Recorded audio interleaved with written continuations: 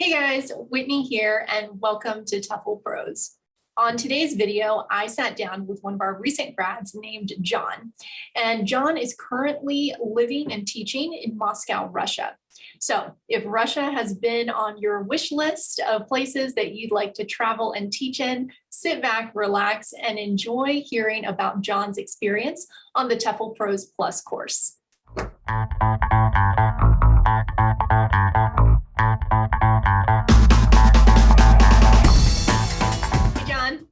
Hey, how's it going? It's going well. How are you doing? Good. Good. Well, thanks for taking some time out of your day and hopping on one of these calls. We appreciate it. Yeah, no problem. So, John, I know you recently graduated, so congratulations on that. Thank you. And you're now living in Russia, is that correct? Yes, in Moscow. In Moscow? Okay. Yeah. So, prior to taking our course, I'm just curious, could you share with us kind of where you were at, what you were doing? So I had recently quit my previous job. I was working as a programmer. And sorry, it's my cat. So this is great. The cat likes going out on the balcony. So anyways, yeah, so I just recently quit my job and decided to move to Moscow for various reasons, but mainly to be with my wife, who's living here. And so one of the things I figured that would be useful to have and that I could do here was teaching English. So I decided that a TEFL certificate would make sense to get. And yeah, and like from what I saw, pretty much every maybe not all of them, but like any of the more reliable, good paying positions here would have required a TEFL certificate anyways. So. So that seemed like a logical choice. Exactly. Yeah, that makes a lot of sense. And so when you started that research, project of finding a TEFL, what were you really looking for in your TEFL course? So I mean, I guess like one of the things, specifically you guys that stood out, because it was kind of between, not to, your competitors and stuff, but it was between you guys and names or anything. And a different TEFL course. And I was actually, so sorry, but I was actually going to go with them to start with because they had a program in Russia that got canceled due to COVID. And so they offered me an online course, and I didn't really like I didn't really like their online offering, which is why I kind of saw you guys, because you guys were recommended as one of the best online courses, and that was why what I guess after that course got canceled and stuff, kind of what I was really looking for was an online course. And I also really liked that it wasn't like a set 4-week period, you have to do this then, because there's a lot of like, I was going to be moving, I had a bunch of other stuff going on, and so it wasn't really like feasible to do that in a chunk of time. And so I like the flexibility of being able to put myself in my own schedule, which had its downfalls. One week I remember I had a little bit of trouble, but I made up for it. Yeah, I know sometimes the self-motivation can wane, from time to time. Yeah. Well, so flexibility was something that you were looking for. That's that makes a lot of sense, given your circumstances, having to move and do a bunch of kind of life changes during the course of taking your TEFL. Was there anything else, like you mentioned, like, well, some programs like for the online option didn't look appealing? What were you looking for specifically other than the flexibility? I'm just curious. Yeah, so I guess the other thing that I liked was I'm trying to think of like a way to express this, but honestly, it was more of kind of just like a feeling from meeting you and like reading about your program. Was your program seemed more modern and up to date than a lot of the other online offerings, where it seemed like a lot of the other online courses were,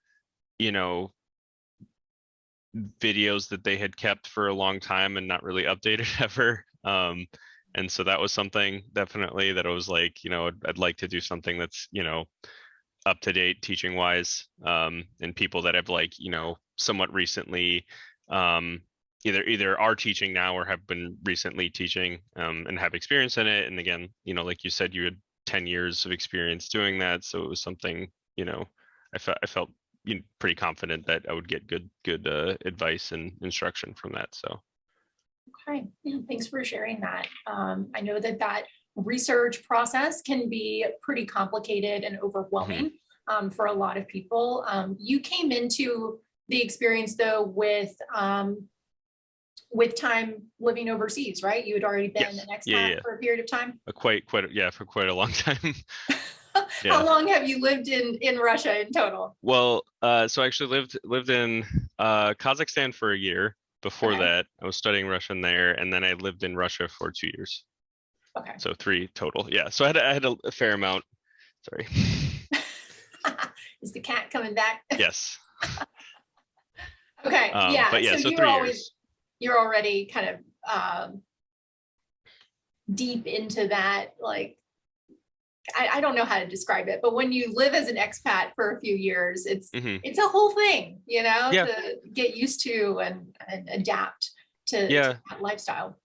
And I think that was one of the things too, like back to the original question of deciding was, it's a lot of it's like the same, like living in a different country and stuff, and like you're still doing the daily routine, but there's something about I want to say 40, working like, 50 hours a week in the US as a programmer. And it was just soul crushing a little bit. And it felt more so than in a different country. I don't know how to explain that, but not that I'm working 50 hours a week anymore now, thank God, but 50 plus, I should say. Wow.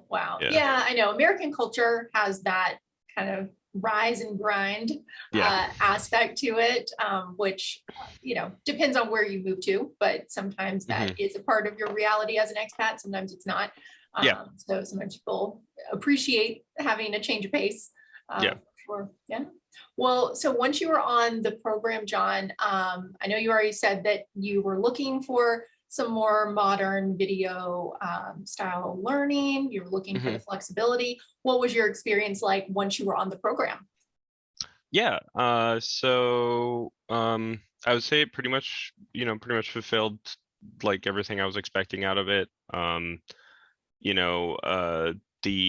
I thought the instruction, the videos itself were well designed. I thought the organization of the courses was well done. Obviously this is again on you to do a lot of this in this way, but I followed pretty strictly like kind of how you told us to go through it. So I would go through the prep material first, answer all of those questions, watch the video, then do the assignment afterwards. And then is it the units in the module or the modules were in the units? It was modules. The units are in the modules. Yes. Okay. So the module, once you finish the module, then doing the homework right away, as opposed to just waiting to do it all at the end. And, it definitely made it a lot smoother. And once you get to the end, you only have to kind of like look through your work and make edits instead of just doing the entire thing. So as far as like the instruction, guidance and stuff, I thought that was really well done. Specifically the actual like course material and stuff. Again, I didn't find any of the videos to be, they were always pretty succinct and stuck to a specific concept. You went through it pretty well, and I liked the fact that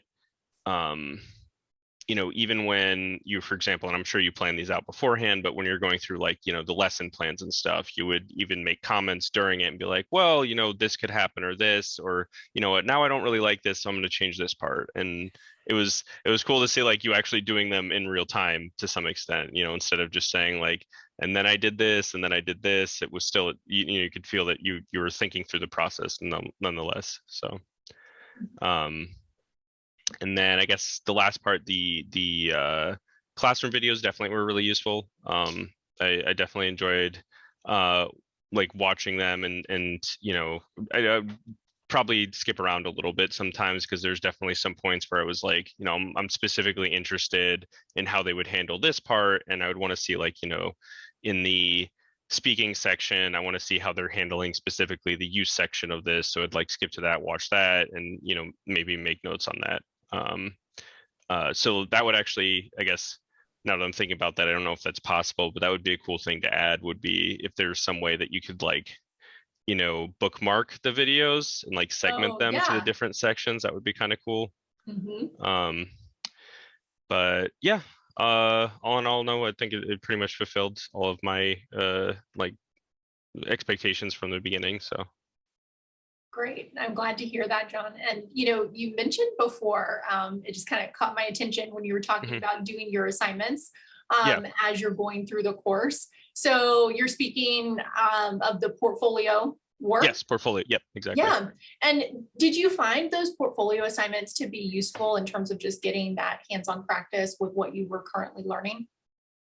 Yeah, definitely. I mean, the lesson planning, obviously, like that was, you had to do those, because that's I think that's the hardest skill to learn. And like, even I noticed, like, I was making way less corrections on the like, when I went back to like look over everything before handing it in, Yeah. I was making way less corrections on like I think it was the last one it was Last day lesson plan. because it was the perceptive skills first. So it was um reading, listening, and then speaking, and I think writing was the last one, correct? Yeah. And then you do Yeah. like a first day and a last day. So Yeah. Well, I guess, yeah. So the first and last day, but I guess specifically Mhm. like for the I was thinking the writing one, I was Writing. noticing that there was a lot less, I was making a lot less corrections towards the end of them. You could see that there was like definitely growth in how I was writing the lesson plans. In the beginning, I remember the first one, I was like, this is dumb. Like, why did I put that? That's great though. I mean, that's Yeah. what you want to see. But No, yeah, yeah, it gets easier it was over definitely time. noticeable. Yeah. Oh, that's great. That's great. Well, John, I know we mentioned like before we hopped on this call that, Yeah. hey, you're already living in Russia. You lived in Yes. Russia previously for 2 years. Are there any tips or just any kind of thoughts you might want to share for folks listening who are interested in going to Russia to teach English? Yeah. So I guess my experience experience is a little bit different, because um I'm like planning on, like, actually living here and getting residency. So I guess I didn't have to go through the normal channels of getting a work visa and stuff first Okay. before coming. So I'm kind of doing a lot of private tutoring right now. Okay. So I can give a lot of advice on that if people are interested. So as far as like in Russia, a lot of people, what they'll do is you'll do like the 20 hours a week, and I'm sure this is probably similar in a lot of places. You'll do the 20 hours a week in a school, and Yeah. then supplement that with individual classes, which tend to pay more hourly. Also, depending on travel time and stuff too. If you have to travel a lot, it might not be the best deal ever, but more often than not, they pay better hourly than the individual courses. But that being said, obviously the schools are a good way to start, because one, you can make contacts, meet students that way.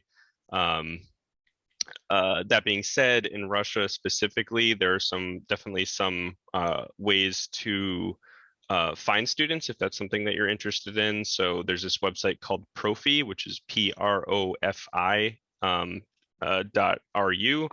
And that's like a website for freelancers in general, but it's specifically you can look for English teaching positions through there, and I found a few that way.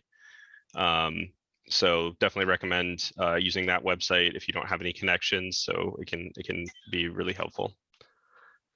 And then I guess another specific piece of advice. Let me think. I mean, visa stuff, obviously, like try to find a place that will support a work visa, because otherwise it's going to be hard to find a job if you don't have that. Yes.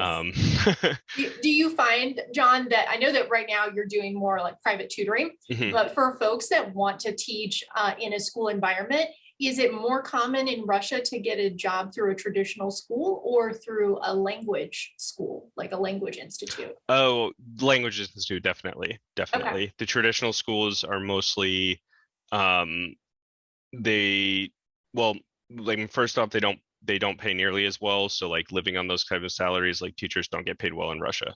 And if you're working for a public school, chances are you're not going to get paid well. You could potentially work for like a private school as a teacher, Like an and still, international yeah, type of exactly, school? like a Okay. British school, something like that, where it's like Yes. all the curriculum's taught in English.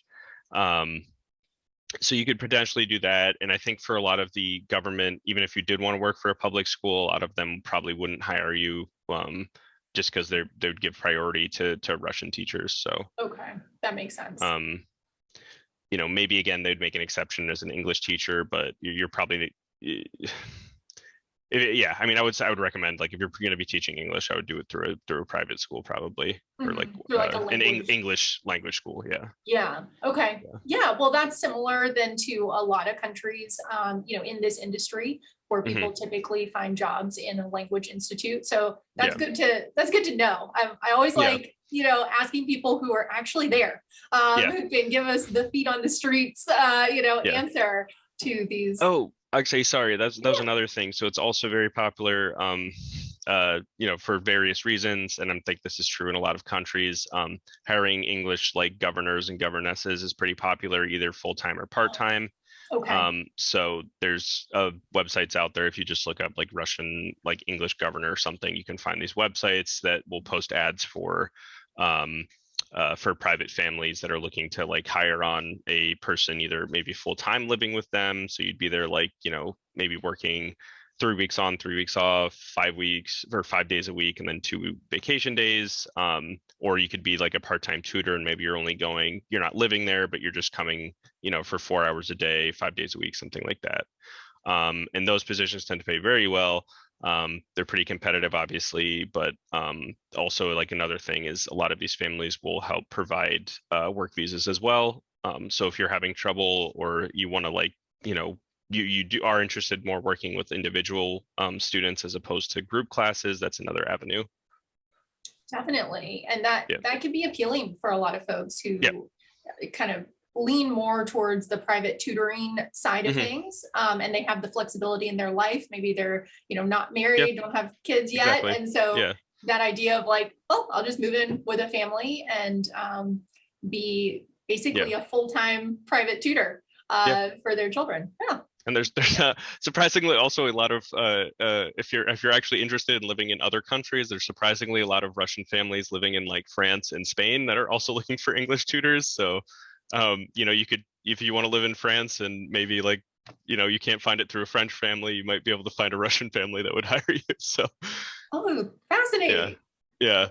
We're finding out interesting things Yeah. here from you, John. That's really cool. Okay, well, one last question. What advice would you give to someone who's like, this sounds really cool. He's living in Russia. I've always wanted to go there, but Hmm. I'm just, they're just on the fence and they're scared to Hmm. take that next step, either to get TEFL certified or to move overseas. What would be Hmm. your advice to them? I mean, as much as I want to say, like, just do it and see, obviously that's not a practical for a lot of people, because there's definitely a big cost and time investment involved. The first thing I would say is, like, sit down some point and like really figure out like why, what the main reasons are for why you want to do it. For me, obviously it was like life reasons, but there's plenty of other reasons. So I mean, even if you just want to travel, that's obviously a good reason, but I think, like, how do you put it? Like, I think it should still be maybe a little bit more than that, because I think if a lot of people that just go because they want to see the world and travel, there's not there still should be some, like, I guess, commitment to the teaching aspect of it, and I think you should really think on that first. That part of it first, and is teaching something that you really would enjoy doing and want to do, like, and I think you can probably answer that question even if you haven't had teaching experience before. Like, do you like, are you somebody that's like, maybe you are a little shy, but maybe that's something else too. Like, do you want to work on being more outgoing? That could be an avenue for it. but I mean, generally speaking, it's like, are you somebody that enjoys interacting with people, because that's going to be a large part of your job? Are you somebody that enjoys speaking in front of people, or not even enjoys, but at least can do it and can tolerate that? Are you somebody that also, living in a different country, if you've never done that before, is really difficult? And it's like, I would say, be a little bit careful. Are you somebody that would, I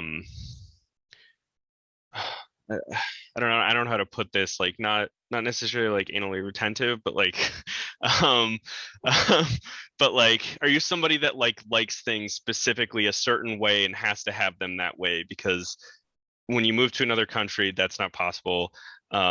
In pretty much all contexts, and you're gonna have to be adaptable. And so it's like, that was the word I was thinking of. Yes, Hearing you thank say, you. I was like, are you adaptable? Yes. Yeah, I figured if I just kept talking, it would come out eventually. Yeah. That's great advice, John. Thank you so much. And I feel like you've given us a lot of practical things to think about. So I really appreciate you hopping on this call today. Yeah. Oh, sorry. I thought of one more thing specifically to Russia too that could be important. There are, obviously a lot of bigger cities. So the three main ones would be Moscow, then St. Petersburg, then Novosibirsk, as far as population wise.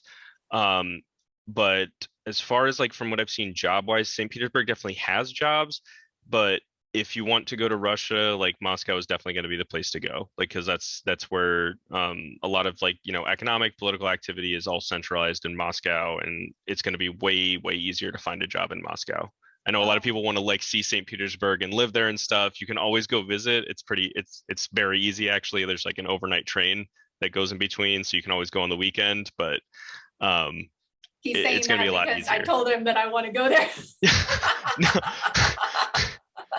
No, I mean, I really like St. Petersburg, so I mean, I have nothing against it. I'm just saying it's much easier to find a job in Moscow and find work here than in St. Petersburg. So. Okay, well, thanks for sharing that, John. I think that any of that kind of practical advice from someone who's actually living there and knows the culture really well is extremely valuable.